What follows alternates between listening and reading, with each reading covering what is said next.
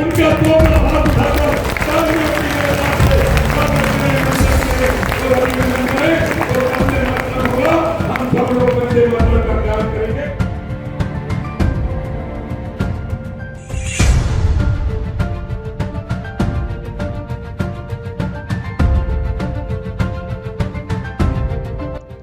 उपचुनाव को लेकर भाजपा अपनी पूरी ताकत लगाती नजर आ रही है। वहीं युवा सम्मेलन में भाग लेने के लिए मुख्यमंत्री के पुत्र कार्तिकेय हिस्सा लेने पहुंचे।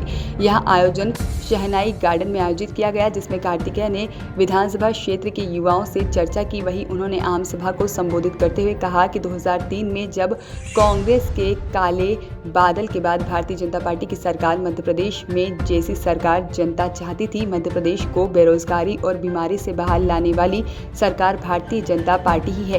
हमारे प्रदेश में नेता बहुत थे, लेकिन प्रदेश चाहता था अच्छी नीति और नीयत का नेता होना चाहिए। इसलिए 2005 में माननीय शिवराज सिंह चौहान ने मुख्यमंत्री की शपथ नहीं ली, बल्कि उन्होंने शपथ ली थी कि जब तक जीऊंगा मध्य प्रदेश की जनता के लिए जीऊंगा। आपको बता दें कि मुंगावली विधानसभा में शिवराज सिंह चौहान के पुत्र कार्तिकेय एवं राज्यसभा सांसद ज्योतिरादित्य सिंधिया के पुत्र महाआर्यमन का आगमन होना था, लेकिन अपरिहार्य कारणों के चलते आर्यमन का दौरा रद्द हो गया। जिसके बाद कार्तिकेय ने युवा सम्मेलन में आमजन को एक युवाओं को संबोधित किया। तो देख रहे हैं तो कांग्रेसी कहते हैं कि हमने गद्दारी करी।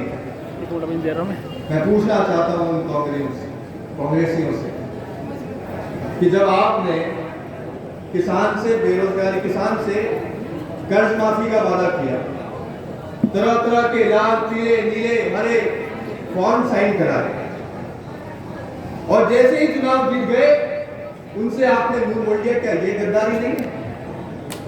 आपने किसानों का कर्ज माफ तो नहीं किया, लेकिन वो किसान जो हमेशा समय पर अपना ऋण लिया करता था उसको उठाकर डिफॉल्टर की श्रेणी में डाल दिया। उसकी खाद बीज की व्यवस्था नहीं हो पाई। क्या ये गद्दारी नहीं है?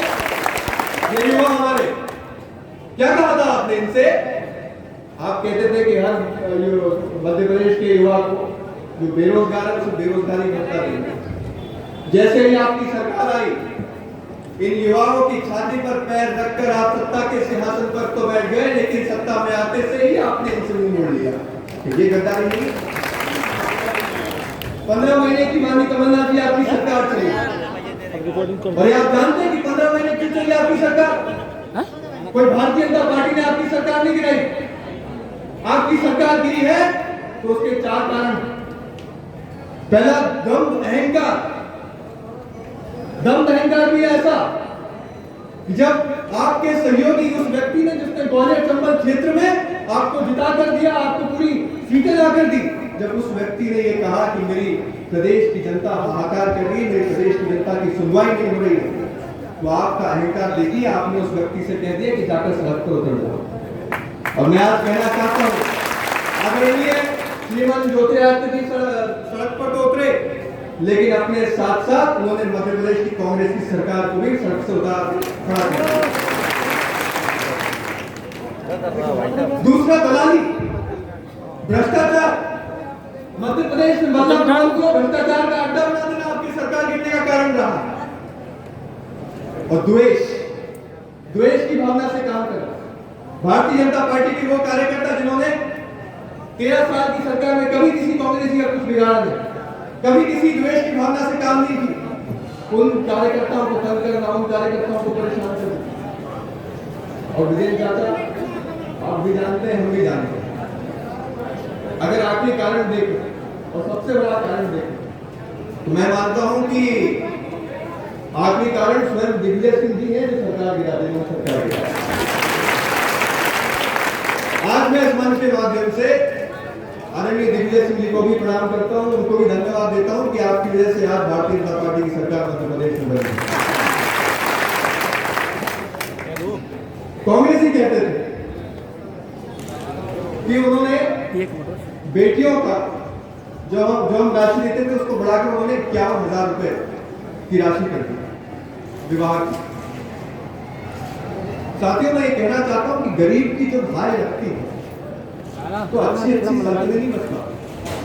सबसे बड़ा कारण अगर सरकार गिरने का रहा है तो वो उन बेटियों का रहा है, उन बेटियों की हाय का रहा है।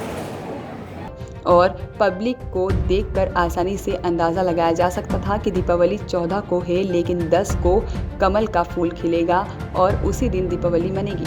पिता के बारे में कहा कि यह कांग्रेस की मानसिक सोच और उनकी नीचता को दर्शाता है। वही कहा कि 15 महीने में जनता में जिस प्रकार का आक्रोश पैदा हुआ, जनता गुस्से में है। जो उन्होंने झूठे वादे किए थे, उनके वादों को क्रियान्वयन किया नहीं है। जो पब्लिक जिस प्रकार की प्रतिक्रिया देती है उद्बोधन के समय, उससे आप ये अंदाज़ा लगा सकते हैं कि जनता के मन में क्या है। जनता कांग्रेस के जुमलों से परेशान है, कांग्रेस के झूठे वादों से परेशान है।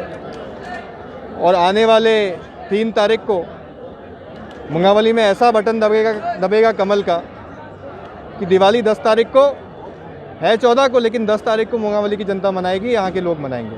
कांग्रेस नेता जो आपके पिता के बारे में टिप्पणी कर रहे हैं, इसको आप किस तरह से किसके?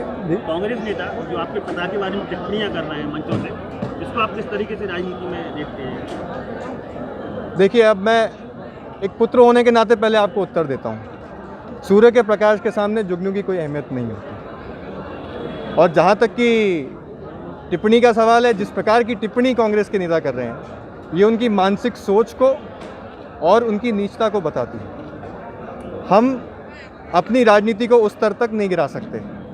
हम जनता से सीधा जुड़ने का काम कर रहे हैं, वो जैसा जो कर रहे हैं वो करें। कांग्रेस सरकार अपने 15 माह के कार्यकाल को शिवराज सिंह के 15 साल के कार्यकाल के ज़्यादा बता रही है। आप क्या समझते हैं? ये अपने आप में एक हंसी की बात है। 15 महीने में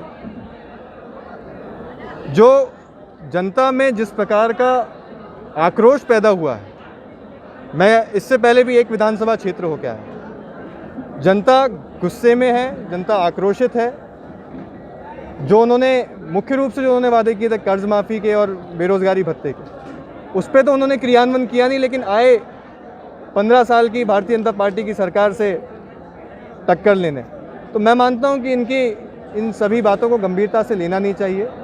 और अंत में जनता जनार्दन है, जनता सब जानती है। सर, पिछले उपचुनाव में नारा था माफ करो महाराज, हमारे नेता है शिवराज, लेकिन इस बार महाराज और शिवराज एक साथ हैं। तो इस चुनाव में नारा है साथ आओ महाराज, मिलके बनाएंगे सरकार, और साथ है शिवराज। हमें पूरा यकीन है श्रीमान ज्योतिरादित्य सिंधिया जी की सही जगह भाजपा में है। पारिवारिक रूप से भी उन्होंने अपना परिवार पूरा किया पार्टी में आके, और भारतीय जनता पार्टी के परिवार को पूरा करके उन्होंने ताकत देने का काम किया है। उनके मार्गदर्शन में मुंगावली के सैकड़ों युवा भारतीय जनता पार्टी को यहाँ से विजयी बनाएंगे, ये मेरा विश्वास है। पोस्टर न्यूज़ के लिए अशोकनगर से भारतेंदु सिंह बेस की रिपोर्ट।